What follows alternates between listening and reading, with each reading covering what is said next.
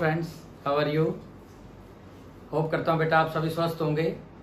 आज हम plus one का पहला चैप्टर स्टार्ट करेंगे बच्चे, कॉम्प्लेक्स नंबर्स। टेक्स्ट बुक्स के अंदर ये 5th चैप्टर के नाम से है और लगभग सभी यूटीज के अंदर बच्चे यही चैप्टर आता है। तो सबसे पहले बेटा हम स्टार्ट करेंगे कॉम्प्लेक्स नंबर्स। कॉम्प्लेक्स नंबर से पहले हमें 10th क्लास के नंबर सिस्टम को, जो आपने चैप्टर पढ़ा था फर्स्ट रियल नंबर्स या थर्ड था, उसको थोड़ा सा बच्चे हम रिवाइज करेंगे। सबसे पहले हमें नेचुरल नंबर्स का पता होना जरूरी है और जो लगभग सभी को पता है बेटे कि नेचुरल नंबर्स में 1 2 3 4 ये पूरे और अप टू इनफाइनाइट नंबर आते हैं, ये सभी नेचुरल नंबर्स हैं। अगर मैं आपको सिंबॉलिक रिप्रेजेंटेशन दूं कि मैंने इस गोले के अंदर नेचुरल नंबर्स डाल रखे हैं सारे के सारे, और अब इसके अंदर मैं 0 जरूर ऐड कर दूं, तो अब ये जो बन गया मेरे पास वो होल नंबर का एक बॉक्स बन गया। मान लो एक बॉक्स है बेटा, उस बॉक्स में मैंने सभी नेचुरल नंबर्स डाल रखे हैं। उस बॉक्स के बाहर मैंने एक 0 और पुट कर दी और उसको फिर एक बड़े बॉक्स में डाल दिया। तो अब ये बड़ा बॉक्स क्या है? होल नंबर का बॉक्स है। बट ऑब्वियस है बच्चे कि बड़े बॉक्स के अंदर सभी एलिमेंट्स आ रहे हैं, नेचुरल भी और 0 भी। इस बॉक्स के बाहर अगर मैं माइनस के नंबर डाल दूं, -3, -2, -1, -4 और अप टू -इंफिनिटी तक, तो ये वाला जो बॉक्स तैयार हो जाएगा बच्चे, वो किसका तैयार हो जाएगा? इंटीजर्स का। आप सभी इस बात को जानते हैं, ठीक है। इंटीजर्स के बाद अब बारी आती है जिसके अंदर बच्चों को सबसे ज्यादा कंफ्यूजन होती है, रैशनल नंबर्स क्या होते हैं। सबने रटा हुआ 10th क्लास के अंदर बेटा, the numbers of the form p by q where q is not equal to 0 or called the rational numbers। p by q की फॉर्म के number where q is not equal to 0। बहुत सारे teachers ये भी कहते हैं कि p and q must be co-prime। ठीक है, ये एक एक्स्ट्रा उसके अंदर हम डाल सकते हैं। क्या ये पूरी हो गई? नहीं, इसके अंदर एक बात कहनी बहुत जरूरी है बेटा कि p and q both must be integers। अगर आपके पास p और q में से इंटीजर नहीं है तो वो फिर हमारे पास रैशनल होगा, ये नहीं हो सकता बेटा। हम सब जानते हैं √2 कैसा नंबर है, आपने इसको थर्ड एक्सरसाइज के अंदर प्रूव भी किया है। √2 कैसा नंबर है बेटा? इर्रेशनल नंबर है। पर अगर मैं √2 को ऐसे लिख दूं √2/1, तो ये तो हो गया p by q की फॉर्म का। अगर मैं यहां पर p और by q सिर्फ लिख दूं और अगर ये वाली प्रॉपर्टी ना बोलूं, तो बेटा फिर तो by 1 किसी भी नंबर के अंदर किया जा सकता है और वो नंबर रैशनल हो जाएगा। तो वो तो एक क्या आ गई? कॉन्ट्राडिक्शन आ गई, ठीक है। तो रैशनल्स के अंदर आपको ये बोलना मैंडेटरी है कि number of the form p by q where q is not equal to 0 and p and q both are integers, ठीक है। इर्रेशनल क्या होते हैं? बहुत बड़ी कंफ्यूजन रहती है जो मैंने देखा है बच्चों को। तो बच्चे थोड़ा सा मैं एक्स्ट्रा रिवाइज कराऊंगा आपको। डेसिमल रिप्रेजेंटेशन के अंदर किसी भी नंबर की डेसिमल रिप्रेजेंटेशन करेंगे तो दो तरह की आउटपुट आती हैं। या तो वो नंबर टर्मिनेट हो जाएगा बेटे, या फिर वो क्या रहेगा? Non terminating. मींस या तो वो डेसिमल के कुछ पॉइंट्स के बाद खत्म हो जाएगा, और या फिर क्या होगा? वो नॉन टर्मिनेटिंग। अब नॉन टर्मिनेटिंग की फर्दर 2 टाइप्स हैं। या तो उसके अंदर रिपीटिशन होगी बेटे, या उसके अंदर रिपीटिशन नहीं होगी। फॉर एग्जाम्पल जैसे 10/3 है दोस्तों, तो हम जानते हैं इसका डेसिमल रिप्रेजेंटेशन में 3.33333 आता है। तो ये कौन सी टाइप होगी? रिपीटिंग वाली, non recurring but repeating. Mathematician ने क्या किया बच्चे, इन सभी नंबर्स को या तो वो टर्मिनेट हो जाएं और या उनमें क्या आने लग जाए? रिपीटिशन आने लग जाए। Non terminating but with repetition. In numbers को तो किस में डाला? रैशनल्स के अंदर डाला।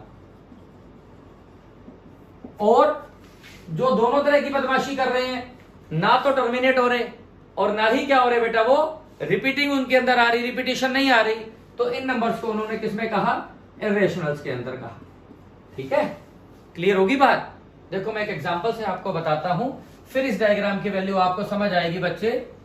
कि जैसे हमारे पास ये अपना शहर है रोहतक। रोहतक किसके अंदर है? हरियाणा में। ऑब्वियस है बेटा, हरियाणा इससे बड़ा है सेट, रोहतक इसके अंदर है। हरियाणा किसके अंदर बिलोंग करता है? इंडिया से। ये क्या हो गया हमारे पास? पाकिस्तान हो गया। इंडिया और पाकिस्तान का कोई कॉमन चीज नहीं है। अगर इन सबको मैं इकट्ठा कर लूं तो ये क्या बन गया हमारे पास? एशिया बन गया। ठीक है, बिल्कुल सेम यहां पर बच्चे, सबसे छोटा दायरा है नेचुरल नंबर्स का। जीरो ऐड करते ही बन गया होल नंबर, नेगेटिव ऐड करते ही ये सभी क्या बन गए? इंटीजर्स। ठीक है, अब इसके बाद क्या आ गया हमारे पास? इनसे बड़ा आ गया मेरे पास, अगर मैं इसके अंदर p/q के डाल दूं बाकी नंबर 3/4, 1/9 लाइक दैट, तो ये सारे क्या बन गए? रैशनल्स। इरेशनल्स और रैशनल्स का कोई लेना देना नहीं है। जैसे कि यहां पर एग्जांपल है √2। आप इसकी जब फैक्टराइजेशन करेंगे तो √2 की वैल्यू निकालेंगे तो 1.414 और कितना भी आगे तक जाएंगे तो ना तो ये कभी खत्म होगा और ना ही कोई रिपीटिशन आएगी। तो ये ऐसे नंबर क्या हो गए बेटा? इरेशनल नंबर हो गए। ठीक है, तो यहां तक क्या था? जैसे रोहतक था, हरियाणा था, इंडिया था। ठीक है, और ये पाकिस्तान था। तो ये सारे क्या है? Rationals total. अब ये टोटल क्या हो गए हमारे पास? रेशनल्स। ये क्या हो गए? इरेशनल्स। इन सबको अगर मैं एक इसमें डाल दूं तो अब तक क्या बन गया बेटे? ये रियल नंबर हमारे सामने आ गए हैं। रेशनल्स और इरेशनल्स को मिला के एक बॉक्स में डाल दिया जाए तो वो क्या बन गया? बॉक्स रियल नंबर का बॉक्स बन गया। इतना काम हमने क्लास 10th में पढ़ा था। क्लियर होगी बेटा बात? ठीक है, तो दोस्तों कॉम्प्लेक्स नंबर पढ़ने की अभी हमें कोई जल्दी नहीं है, बहुत आराम से काम करेंगे। उससे पहले अभी सभी हम अपने कॉन्सेप्ट्स को क्लियर करेंगे। सबसे पहले आज मैं आपको बताऊंगा अब इमेजिनरी नंबर्स। आपने 10th क्लास के रियल नंबर्स तक को समझ लिया, अच्छे से रिपीट कर लिया, रिवाइज कर लिया। ठीक है, इमेजिनरी नंबर्स कौन से होते हैं बेटा? जो हमारी इमेजिनेशन में होते हैं, रियलिटी में तो है ही नहीं ना, क्योंकि रियल नंबर तक तो आप कंप्लीट पढ़ चुके हो। 10th क्लास तक जो भी नंबर आपने पढ़ा दोस्तों वो रियल नंबर था। उसके बाद जो रियलिटी में नहीं है वो कहां है? हमारी इमेजिनेशन में। उन नंबर्स को हम क्या बोलते हैं? Imaginary numbers. अब आप में से कई कहेंगे सर जो चीज रियलिटी में है ही नहीं, हमारी तो पता नहीं इमेजिनेशन में क्या क्या है, तो क्या वो सारा का सारा मैथ्स का पार्ट बन सकता है?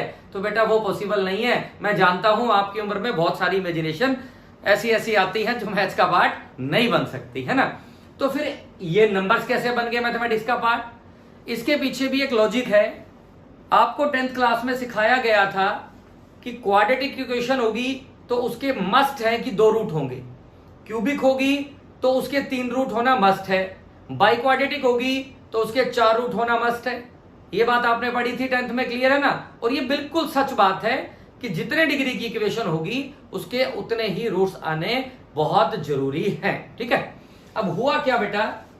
आपको जब ये सिखाया गया quadratic formula -b ± √d upon 2a, तो उसके अंदर आपको 2 केस तो समझ आ गए थे कि d > 0 तो roots are real and unequal, d = 0 तो roots are real and equal, है ना? इसमें इक्वल हो गए थे, ये आपके पास क्या आ गए? रियल रूट आ गए। पर ये क्या होता था कि जैसे ही d < 0 आ जाए तो वहां पर आपके टीचर्स कहते थे कि रूट्स डज नॉट एग्जिस्ट। तो आपको एक क्वेश्चन पूछना चाहिए था कि सर एक तरफ तो आप कह रहे हो कि क्वाड्रेटिक के 2 रूट जरूर मिलेंगे, दूसरी तरफ आप कह रहे हो कि रूट डज नॉट एग्जिस्ट, तो ये तो दोनों बातें एक दूसरे की क्या हो गई? कॉन्ट्राडिक्शन हो गई।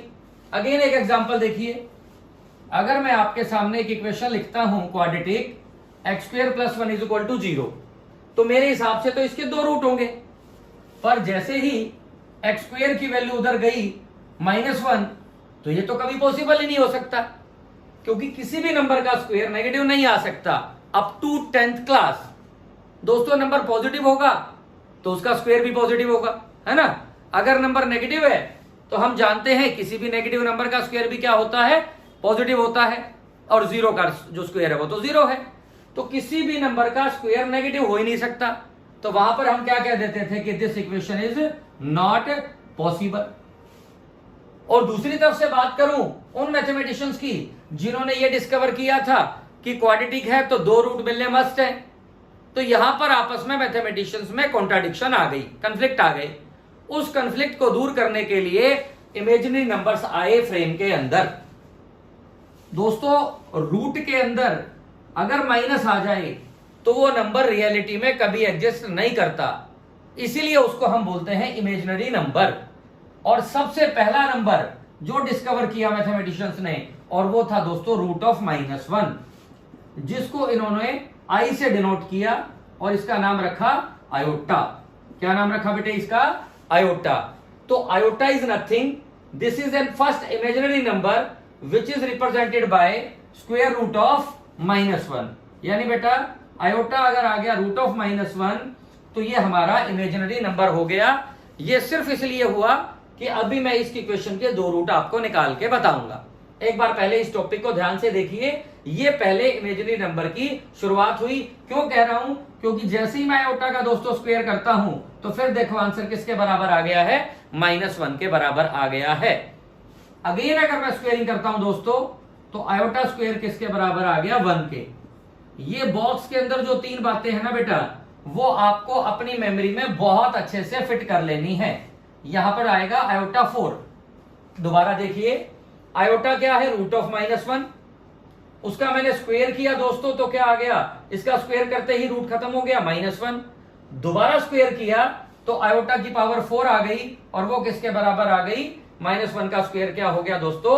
1 हो गया। शुरुआत के लिए उन्होंने -1 लिया, उसके बाद किसी भी नंबर के रूट के अंदर नेगेटिव लगाओगे तो वो आयोटा की टर्म्स में रिप्रेजेंट होके आ जाएगा।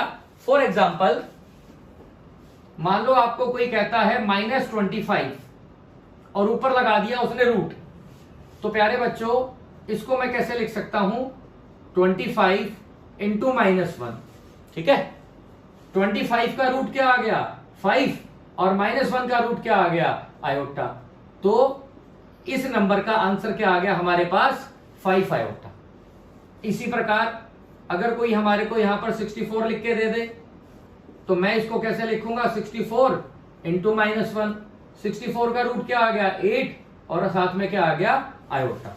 ठीक है दोस्तों, तो हम रूट के अंदर कोई भी नंबर माइनस का होगा तो उसको दो अलग अलग नंबर्स में हम स्प्लिट करके इस प्रकार आयोटा की टर्म्स में निकाल सकते हैं। ठीक है, ठीक है दोस्तों। तब तो अब आपको क्लियर हो गया होगा कि 10th क्लास के अंदर जो क्वाड्रेटिक फॉर्मूला आपको दिया जाता था उसमें डी की वैल्यू अगर माइनस आ जाए तो आपके टीचर्स क्यों कहते थे कि रूट्स डज नॉट एग्जिस्ट या रूट्स आर नॉट रियल, और कई टीचर्स बताते थे आपको कि रूट्स आर इमेजिनरी। ठीक है, तो इस वजह से वो रूट्स इमेजिनरी होते थे। अब आयोटा की ये बेटा 3 पावर्स तो आपने बिल्कुल दिमाग में बिठा ली, आयोटा की 1, आयोटा की 2 और आयोटा की 4। अगला टॉपिक है मेरे पास कि आयोटा की डिफरेंट पावर्स करके आप क्या क्या आंसर्स ले सकते हो। तो अब आपको करा रहा हूं बेटा डिफरेंट पावर्स ऑफ आयोटा, वो प्लस की भी लूंगा और माइनस की भी, इवन भी और ऑड भी। पहले मैं बात कर रहा हूं कुछ इवन पावर के साथ। ठीक है, मान लो दोस्तों आयोटा की पावर है मेरे पास 48, इवन नंबर है। इवन पावर को सोल्व करना सबसे ज्यादा आसान है। ऑड को भी करेंगे, इवन को आसान बहुत ज्यादा बनाया गया है। इवन भी दो तरह के हैं बेटा। आप कहोगे मींस 2 से तो सभी डिवाइड हो जाते हैं, पर कुछ इवन नंबर 4 से भी पूरे पूरे डिवाइड हो जाते हैं। और आयोटा की पावर 4 जो है वो हमारे को पता है 1 के बराबर है। तो मैं कोशिश करूंगा कि अगर जो नंबर 4 से डिवाइड हो रहा है बेटा तो उसको हम क्या लिखेंगे? 4 इंटू 12। 48 के हमने बना लिए फैक्टर्स, और छोटी क्लासेस में आपने सीखा है हम इसको लिख सकते हैं आयोटा की 4 की पावर 12, क्योंकि आप जानते हैं बेटा कि x की पावर 3 है और ऊपर पावर मान लो 6 हो गई तो ये आपस में मल्टीप्लाई हो जाती हैं और ये बन जाता है x raise to the power 18। तो सिमिलरली 48 था दोस्तों जिसको मैंने 4 अंदर रख दिया और 12 रख दिया बाहर। अब आयोटा 4 क्या है? 1, और 1 की कोई भी पावर करेंगे तो आंसर क्या आ जाएगा? 1 आ जाएगा। अब आप मुझसे पूछोगे कि सर अगर वो 4 का मल्टीपल नहीं है तो नॉट ए इशू बेटा, आप इसको एक मेथड से और भी कर सकते हैं। आप इसको आयोटा स्क्वायर की पावर क्या कर सकते हैं? 24। आयोटा स्क्वायर क्या हो गया? -1। -1 की 24। आप जानते हैं माइनस की इवन पावर करने से आंसर क्या आ जाता है? प्लस, और माइनस की ऑड पावर करने से क्या आ जाता है? माइनस। और 24 तो इवन नंबर है ना, तो यहां पर आंसर फिर से क्या आ गया? +1। तो यहां एक स्टेप हमारा बढ़ जाता है बेटा। तो इट विल बी बेनिफिशियल कि अगर हमारा इवन नंबर 4 से डिवाइड हो रहा है तो हम उसको पहले 4 से डिवाइड करते हैं, ठीक है। पर ये कोई जरूरी नहीं है, आप 2 से भी जा सकते हैं। पर कुछ नंबर है बेटा जो 4 से डिवाइड होते ही नहीं है, पर है वो even number. For example iota raise to the power, मान लो मैंने ले लिया 34 जो बेटा है आप जानते हैं कि 4 की टेबल में नहीं आता, not an issue. Iota square और ऊपर पावर क्या कर दी 17, आयोटा स्क्वायर की वैल्यू -1 की ऑड पावर, अगेन आंसर क्या आ गया -1। बच्चे कोई भी पावर कर लेना आपको ना 4 ही आंसर मिलेंगे, या तो 1 या -1 या आयोटा या माइनस आयोटा, इनके अलावा कोई भी आंसर नहीं आने जा रहा। आप कोई भी पावर करके देख लें, कितनी भी बड़ी और कितनी भी छोटी, ठीक है। जैसे आयोटा की पावर आपके सामने लेके चल रहा हूं 102, अगेन बेटा 102 4 से डिवाइड नहीं होता, कोई बात नहीं। हमने यहां लिखा आयोटा स्क्वायर और ऊपर पावर कर दी दोस्तों 51, ठीक है। आयोटा स्क्वायर हो गया -1, पावर करी 51 और आंसर क्या आ गया बेटा हमारे पास -1, ठीक है। इवन वाले के तो आपने 3 एग्जाम्पल कर लिए। अगर वो 4 से डिवाइड हो जाता है तो सबसे बढ़िया बात है, नहीं तो बच्चे हम स्क्वायर की फिर वो पावर कर देंगे और आपके पास आंसर आ जाए। अब है कि ओड पावर कैसे निकालनी है। मान लो आयोटा की पावर दोस्तों आपने निकालनी है 21, हर ओड नंबर में से एक सब्ट्रैक्ट कर देंगे तो वो बन जाएगा इवन। आपने एक प्रॉपर्टी पढ़ी है बेटा, x raise to the power 5 into x raise to the power 3 that is equal to x raise to the power 8। Multiply करते हैं ना, बेस सेम है तो पावर क्या हो जाती है ऐड, लेफ्ट से राइट ऐसे और राइट से लेफ्ट ऐसे। तो मैं यहां क्या करने जा रहा हूं, इसमें से हमेशा एक सब्ट्रैक्ट करूंगा इवन बनाने के लिए। हमेशा 21 है तो 20+1, इस प्रॉपर्टी का इस्तेमाल करके प्यारे बच्चों ये बन गया iota 20 into iota raise to the power 1। अब इवन पावर तो अभी अभी हमने सोल्व की थी ना। Similarly iota raise to the power 4 5, ये तो 20 हो गया, और इंटू क्या पढ़ा रहा बेटे iota. Iota raise to the power 4 क्या हो गया 1 की पावर 5 इंटू आयोटा, 1 की पावर 5 तो 1 होता है ना, तो आंसर क्या आ गया हमारे पास आयोटा। क्लियर है? एक बार फिर देख लो, ओड पावर है बेटा, हमेशा एक सब्ट्रैक्ट करके, मतलब अलग करके, सब्ट्रैक्ट मींस अलग करके रख लो। 21 को लिख दिया 20 + 1 20+1। इस प्रॉपर्टी का इस्तेमाल करके using this property, this is iota raise to the power 20 into iota raise to the power 1। Is that clear? Iota raise to the power 20 को फर्दर इवन वाली टाइप से ही सोल्व किया, because this was the multiple of 4 my dear friends. तो this is iota raise to the power 4 raise to the power 5 into iota, this is 1 and 1 into iota is equal to iota. Let us take some more examples. Iota raised to the power 39 ले लिया मैंने बेटा, ठीक है। Again this is the odd number. I am splitting this as 31 8 plus 1. This will become iota raised to the power 38 into iota raised to the power 1. iota की 38 को कैसे लिखेंगे बेटा, आयोटा स्क्वायर की 19, क्योंकि 4 से डिवाइड नहीं हो रहा, इंटू आयोटा -1 की पावर 19 इंटू आयोटा, और माइनस की और पावर करने से आंसर क्या आता है दोस्तों माइनस और इंटू आयोटा। तो iota raise to the power 39 का आंसर क्या आ गया है भाइयों माइनस आयोटा, ठीक है। आप ऐसा करें, 2-3 एग्जांपल्स अभी ट्राई करें, मैं आपको लिख रहा हूं यहां पर, और व्हाट्सएप के ऊपर आप मुझे इसका आंसर आज ही भेजोगे बेटा, और शाम को मैं टेली करूंगा कि आपका आंसर ठीक है या नहीं है। आपको अभी करने हैं वीडियो के बाद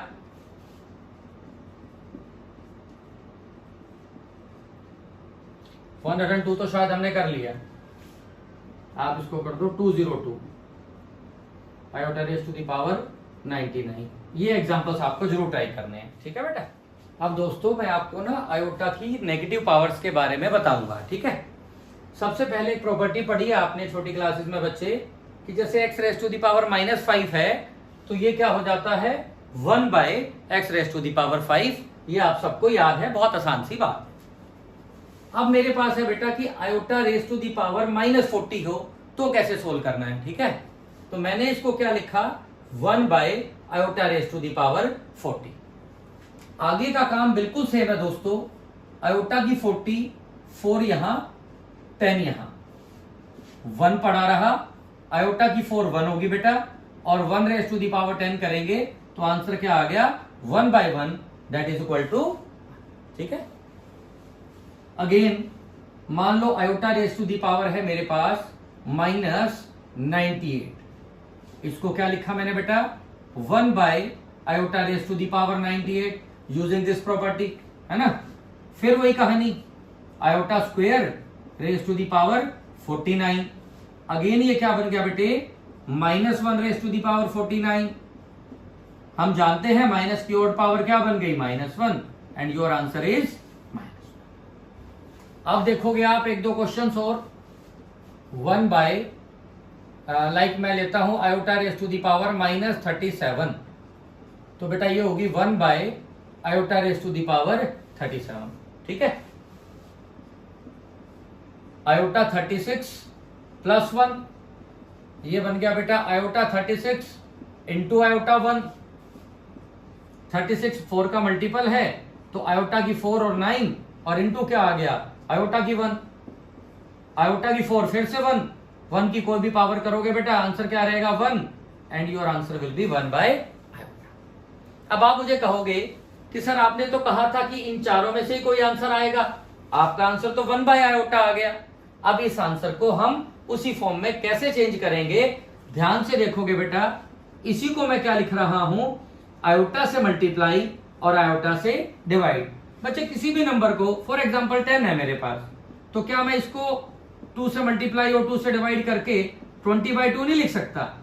नॉन जीरो नंबर से तो मल्टीप्लाई डिवाइड कर ही सकते हैं, कोई रेशनलाइजेशन टाइप नहीं है, सिंपली इसको मुझे यहां से खत्म करना है, तो आयोटा से मल्टीप्लाई करो और आयोटा से डिवाइड। आयोटा इंटू 1 तो आयोटा हो गया और नीचे क्या हो गया दोस्तों आयोटा स्क्वायर। अभी अभी मैंने बताया था आपको कि आयोटा स्क्वायर की वैल्यू -1, तो आयोटा बाय -1 किसके बराबर आ गया आंसर माइनस आयोटा। ठीक है, आंसर किसके बराबर आ गया minus iota.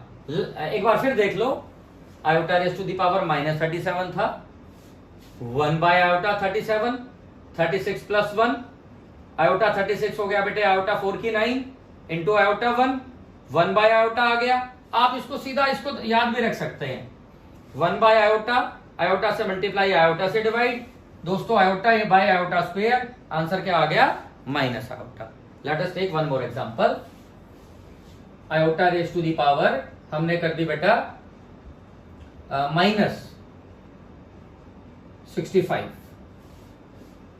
this is 1 by iota raised to the power 65, iota raised to the power 64 into iota raised to the power 1।